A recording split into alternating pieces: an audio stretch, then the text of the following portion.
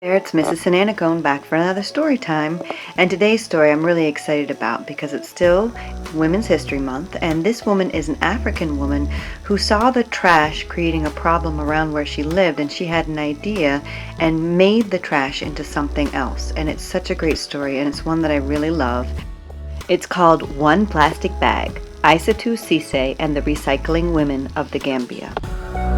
Today's story is about a real person named Aissatou Cissé, and she lives in the Gambia in West Africa. And here you can see Africa, and that tiny little red squiggle is the country, the Gambia, and it's small and it's a little bit skinny, and you can see how it's around the river. And if you look down a little bit, you can see that little red squiggle. That's the Gambia.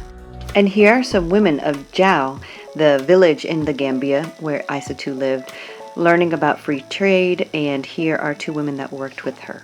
And this month's learner profile attribute is communicator. So I want you to listen to the story and think about how Aissatou expresses herself and how she listens. And so, One Plastic Bag, Aissatou Cissé and the Recycling Women of the Gambia. And it's written by Miranda Paul and illustrated by Elizabeth Zunan.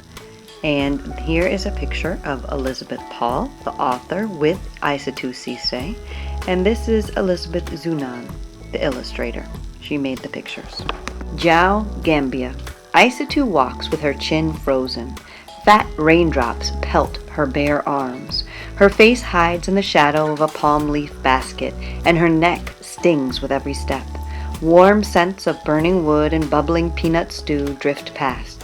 Her village is close now. She lifts her nose to catch the smell. The basket tips. One fruit tumbles, then two, then 10.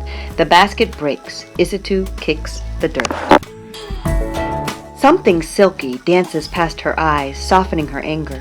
It moves like a flag, flapping in the wind, and settles under a tamarind tree.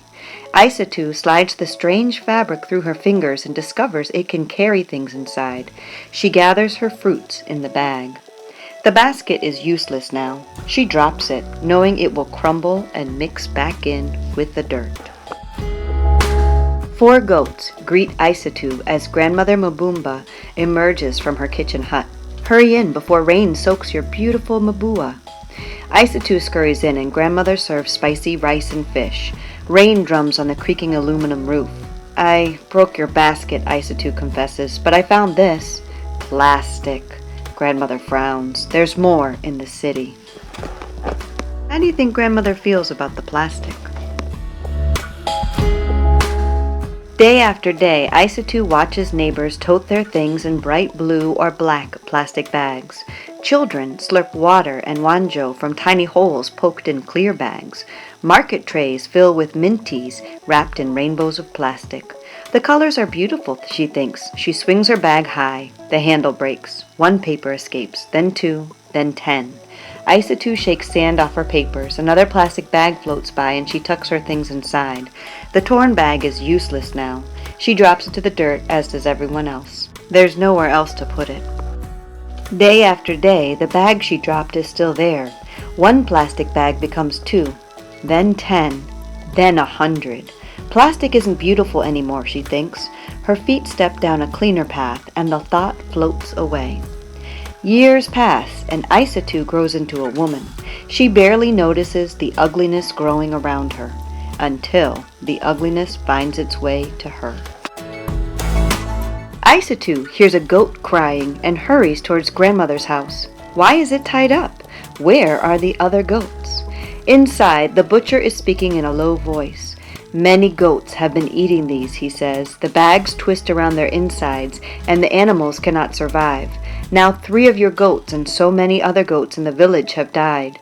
Grandmother Mbumba's powerful shoulders sag. Aissatou must be strong and do something. But what?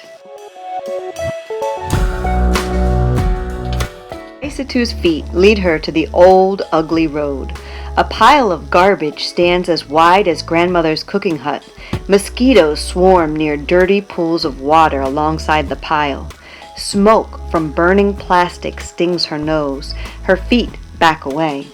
Goats scamper past. They forage through the trash for food. Her feet stop. She knows too much to ignore it now. Holding her breath, she plucks one plastic bag from the pile, then 2, then 10, then 100. "What can we do?" Aissatou asks her friends.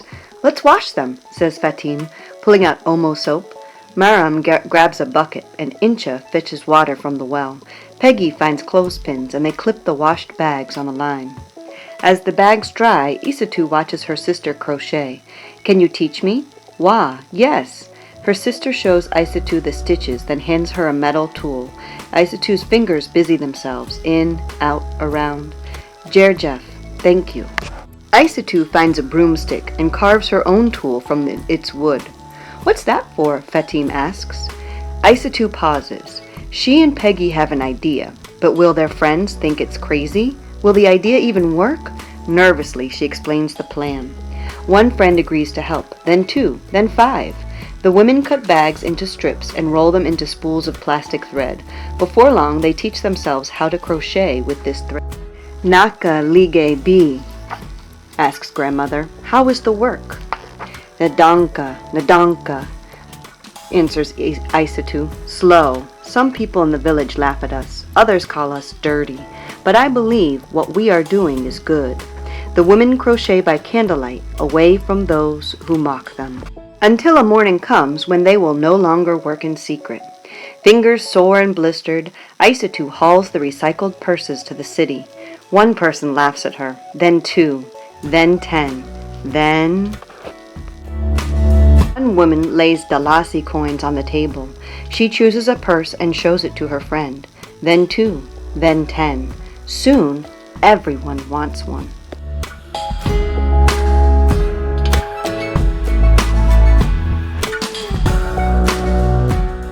Aissatou fills her own purse with Dalasi. She zips it shut and rides home to tell grandmother she has made enough to buy a new goat. When she passes by the pile of rubbish, she smiles because it is smaller now. She tells herself one day it will be gone and my home will be beautiful. And one day, it was.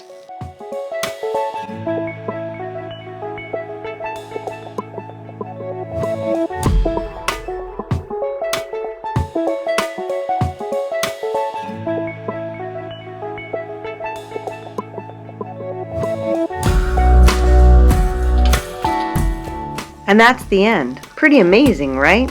Taking trash and turning it into something else. What do you think about Aissatou as a communicator? How did she communicate? Now, you could take a plastic bag and make it into something else too, I bet. I just wanted to show you some things. These are crochet hooks, and I actually do know how to crochet, and I do know how to make this kind of yarn. So I cut up a plastic bag, and you can kind of see my scissors and hook there, and then I started a bag to show you all, but I didn't get as far as I thought. In fact, you'll see in a minute the next picture, that's as far as I got in my bag, so I'll keep working. Maybe I'll show it to you next time. Also, don't forget about the Lit Limo. We're riding through the East End on Tuesdays now, and we're at Ashley Oaks at 5:30. Let me make sure that's right. Let's check the schedule. Yep.